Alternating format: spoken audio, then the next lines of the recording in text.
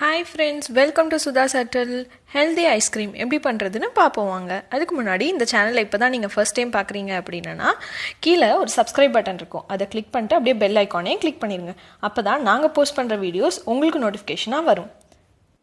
Milk maid, corn flour, மைதா, milk இது எதுவுமே இல்லாம ரொம்பவே சுலபமான அதுவும் இல்லாம இந்த லாக்டவுனுக்கு ரொம்பவே தேவையான ஒரு ரெசிபியான ஐஸ்கிரீம் எப்படி பண்றதுன்னு பாப்போம். வீடியோவை ஸ்கிப் பண்ணாமல் பாருங்கள்.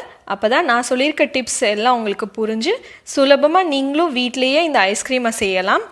வாங்க இப்போ வீடியோக்குள்ளே போகலாம். 400 கிராம் வாழைப்பழம் எடுத்திருக்கேன். பழம் நல்லா பழுத்திருக்கவும் கூடாது, காயாகவும் இருக்கக்கூடாது. பழுத்திருந்தது அப்படின்னா உங்களுக்கு அந்த ஐஸ்கிரீமோட டெக்ஸ்சர் வராது. காயாக இருந்தது அப்படின்னா அந்த ஸ்வீட்னஸ் இருக்காது. இதை கட் பண்ணி ஒரு பவுலில் ஆட் பண்ணிக்கோங்க.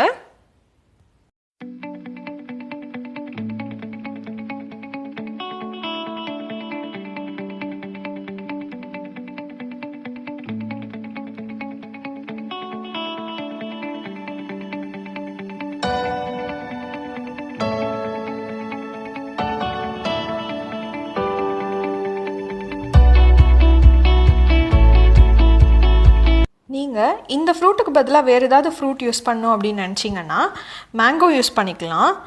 அதுக்கும் இதே ப்ரொசீஜர் தான் ஃபாலோ பண்ணும். கட் பண்ணியாச்சு. இதை ஒரு ஏர்டைட் கண்டெய்னரில் போட்டுட்டு ஒரு 6 to 8 மணி நேரம் வரைக்கும் ஃப்ரீசரில் வச்சுருங்க.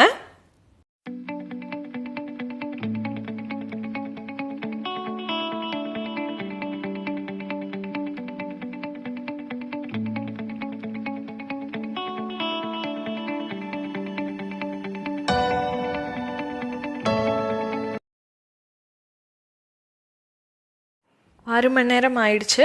ஃப்ரீசர்லேருந்து வெளியில் எடுத்து வச்சிடலாம். இது அப்படியே இருக்கட்டும். 15 முந்திரி பருப்பு எடுத்துக்கோங்க. அதை 1/2 கப் தண்ணியில் ஒரு 10 நிமிஷம் ஊற வச்சுருங்க.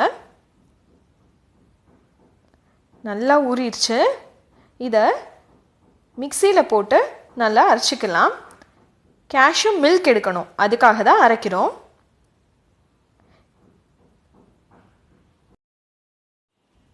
அது கூட ஒரு 1/2 டீஸ்பூன் வெனிலா எசன்ஸ் ஆட் பண்ணிக்கோங்க. இதை நல்லா மிக்சியில் அரைச்சி எடுத்துக்கலாம். நல்லா அரைச்சாச்சு. இது கூட ஸ்வீட்னஸ்க்காக 6 சீட்லெஸ் டேட்ஸ் ஆட் பண்ணியிருக்கேன். உங்களுக்கு ஸ்வீட்னஸ் ஜாஸ்தியாக வேணும்னு நினச்சிங்கன்னா 10 to 12 டேட்ஸ் ஆட் பண்ணிக்கலாம். அதையும் அரைச்சி எடுத்தாச்சு. இப்போது வெளியில் எடுத்து வச்சுருந்தோம் இல்லையா வாழைப்பழம், அதையும் ஆட் பண்ணிக்கோங்க.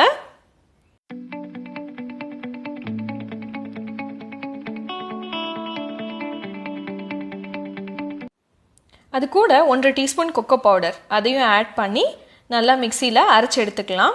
ஒரு 30 செகண்ட்ஸ்க்கு அரைச்சி எடுங்க. ஒரு ஏர்டைட் கண்டெய்னர் பவுலுக்கு மாற்றிக்கலாம்.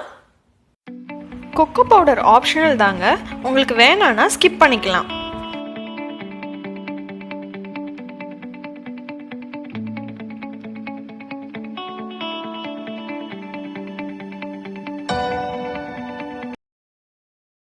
இதை 4 to 5 hours வரைக்கும் ஃப்ரீசரில் வச்சிடலாம். 5 hours ஆயிடுச்சு. எடுத்து வெளியில் வச்சிடலாம்.